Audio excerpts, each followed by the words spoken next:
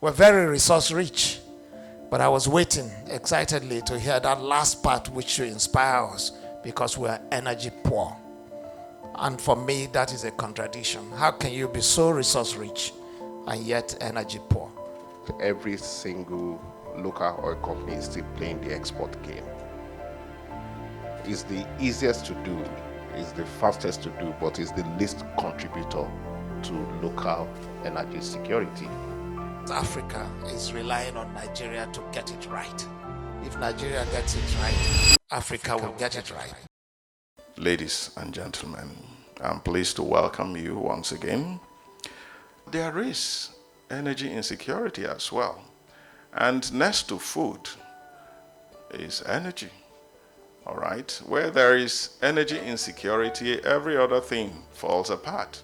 Perhaps if we had energy security, food insecurity might not be as severe as what we are witnessing today. So it's important that we give it its pride of place.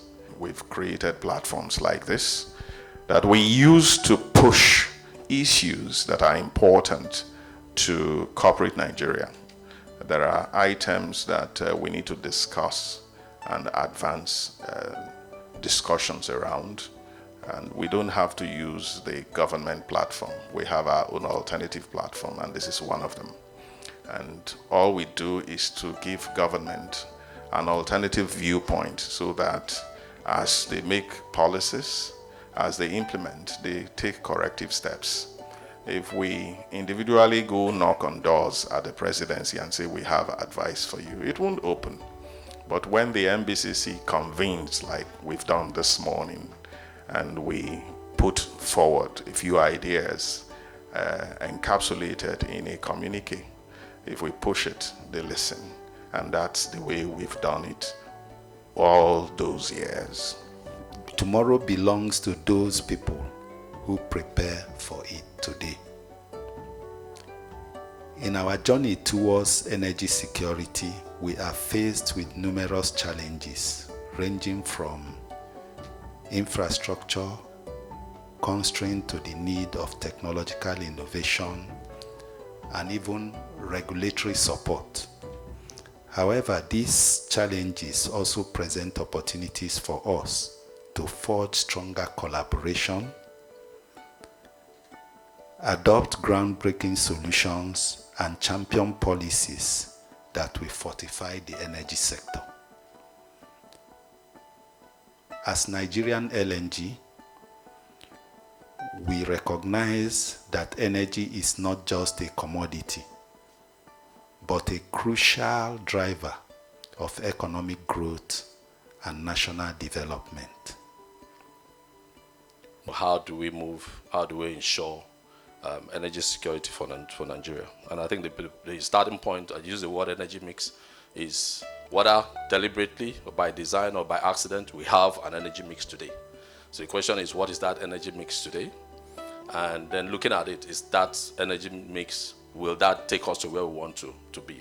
Otherwise, if it's not, what is the energy mix that will guarantee or that will ensure diversification and guarantee a resilient, secured energy for Nigeria in the future? And then in reviewing that, we now ask the questions, how do we go from where we are today in terms of energy mix and where we want to be? As we interrogate that bit, other questions will also come. Which of the components of the energy mix do we want to anchor our energy security on? So we say it's a mix, but which of the components do we want to secure or anchor our energy security on? We can go to the next slide, please. Okay. So if you take a snapshot of the past 30 years, you see that natural gas has been the fastest growing fossil fuel. And like I said, the expectation is that it will continue to grow, and even beyond 2030, it will still be growing, even though the world generally is shifting towards cleaner source of energy. And that's one of the reasons why natural gas is also expected to grow, because it's a cleaner alternative to what we have today in terms of fossil fuel. It is available. It's available, and it is cheaper than the alternative. But another thing that it has going for it is that it's very versatile. It's a very versatile commodity. So it's not just used as a source of energy, but it's also a feedstock for production of many things. So I used to say, if you go into people's home, there's hardly any home you go to that you will not find at least one thing that can be produced using natural gas as a feedstock. So that gives it that edge over other forms of renewable, the other forms of fossil fuel. Thank you. Thank you very much. I'm moving now very quickly. We are going into the panel session. If you look at Africa, over 600 million people do not have direct access to electricity. Over 900 million people do not have access to clean cooking sources. We'll come to gas. But essentially, if you look at Nigeria, when you talk energy, people go straight to power. But then let's even touch power. Today I read the minister was very excited to say we now have a spinning reserve of about 10,000 megawatts, but actual capacity that is available for customers of about 5,000. You have to really look at that number and say to yourself, oh, that's fantastic progress. For almost 10 years, that number was static on 4,000. But now that is 5,000 megawatts for 200 million people. If you flip the coin and go down south, in South Africa, they have 50,000 megawatts, gigawatts. They have 50,000 gigawatts for about 60 million people. And they have declared crisis. They have absolutely declared crisis. If you go to the UK, it's 60 million people with almost 66 gigawatts of power. But then we're excited when we say we have improved from 4,000 to 5,000 for 200 million people, with a projection that by 2050, we will be 400 million people. So it really speaks to the question, where will the energy come from? Today, almost every single local oil company is still playing the export game. It's the easiest to do, it's the fastest to do, but it's the least contributor to local energy security. And I watched when Ralph made his presentation. If I start with gas, 8 billion scf per day production, only 1.2 BCF is for domestic consumption. That's just 15%. So even in the gas, which has the biggest domino effect on our energy security, is still the export game. Until Dangote started a few months ago, we were producing 1.5 million barrels a day, and we're refining barely 30,000 barrels out of that. So if we're speaking about what the impact and what the role play of the local oil and gas company needs to be in shaping the energy security agenda, it has to start with a shift in the architecture and a deliberate focus on satisfying to a significant extent a well underserved market domestically. And I think we need to start seeing investment more and more in that space. If you look at the entire infrastructure, the electricity infrastructure in the country, for example, right?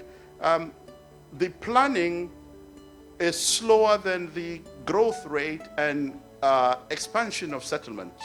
But if you look at something like the Lekki axis, for example, right? Unless you would have distributed generation, meaning supply at every junction, you would probably not have electricity at a sustainable path. Why?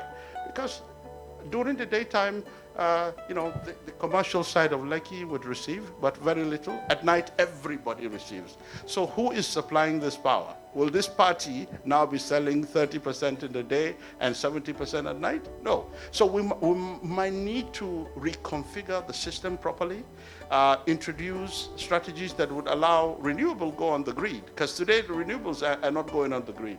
And I think it's the absence of feed-in tariffs and also the absence of, the capacity to actually understand the role renewables are playing. They're not here to displace the conventional. They're here to complement the conventional. We can't start to imbibe this mentality of energy transition without energy sufficiency. If you transition without sufficiency, you are impoverishing people. It's similar to, a bunch of hungry people sitting down and you tell them, don't eat carbohydrates, eat vegetables, right? I'm hungry, right? So if you tell me to transition from where I am in a state of energy poverty to another state that I'm not sure of, right? It's a problem. So maybe this gives you an idea of... Yes. Thank you very much.